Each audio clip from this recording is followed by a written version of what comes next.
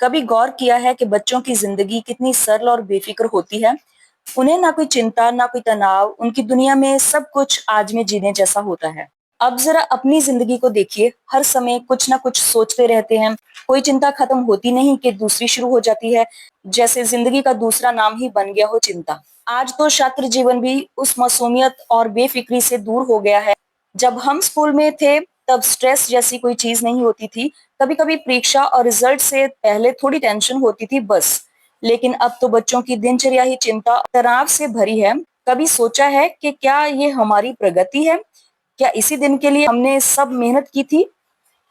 30 साल पहले तक की जिंदगी में तनाव ना की कोई चीज नहीं होती थी, और हम ही वो आखिरी पीढ़ी है जिसने तनाव मुक्त जीवन देखा है। आज की पीढ़ी तो सोच भी नहीं सकती कि बिना इंटरनेट, बिना फोन और बिना स्ट्रेस भी जिंदगी हुआ करती थी। अब बच्चों के लिए छोटी छोटी बातें भी भारी बन जाती हैं। एग्जाम हो या दोस्ती में हल्का सा टकराव, तुरंत एंजाइटी का माहौल, क्योंकि अंदर की आत्मिक शक्ति कमजोर होती जा रही है। अगर आज हम खुद के लिए समय नहीं निकाल पा रहे, तो कम से कम बच्चों के लिए इतना तो कर सकते हैं ना, कि मेडिटेशन सीखें, थोड़ा सा अपने मन को शांत करें ताकि उनका मन स्थिर रह सके। बच्चे कितने भी होशियार हों, लेकिन सिर्फ आईक्यू काफी नहीं होता, ईक्यू भी चाहिए, इमोशनल क्वेश्चन भी चाहिए, जो घर के माहौल से बनता है। स्कूल और कोचिंग क्लासेस ईक्यू नहीं सिखाते। बच्चों को इमोशनली मजबूत बनाने के लिए हमें अपने घर के वाइब्रेशन को बदलना होगा।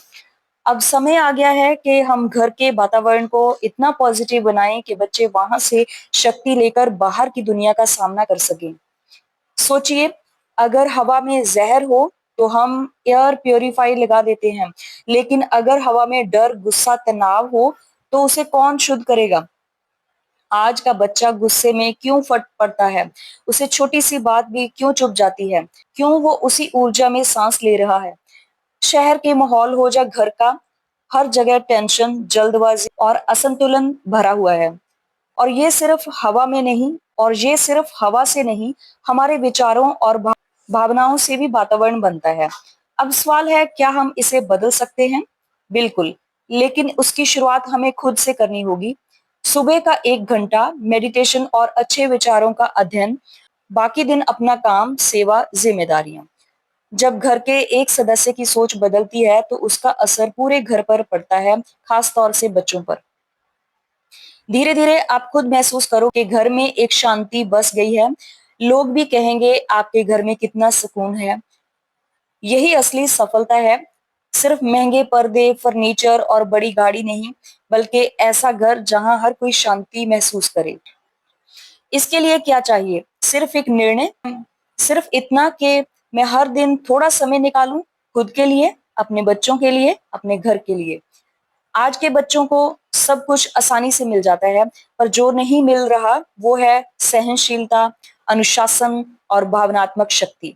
और ये तभी आएगा जब हम उन्हें सिर्फ सुविधा नहीं, संस्कार भी देंगे, जैसे हमारे माता पिता ने हमें दिए थे। अगर हम उन्हें सिर्फ सुविधा देंगे तो वो छोटी छोटी मुश्किलों में टूट जाएंगे। इसलिए थोड़ा ना कहना भी सिखाएं, थोड़ी सख्ती भी जरूरी है। आज अगर वो रोते हैं या नाराज होते हैं तो ठीक है, क्योंकि अगर आज नहीं संभाले तो कल जिंदगी से हार कर रोएंगे। इसलिए आइए फिर से उस सादगी, उस अनुशासन और उस आत्मबल की ओर लौटें।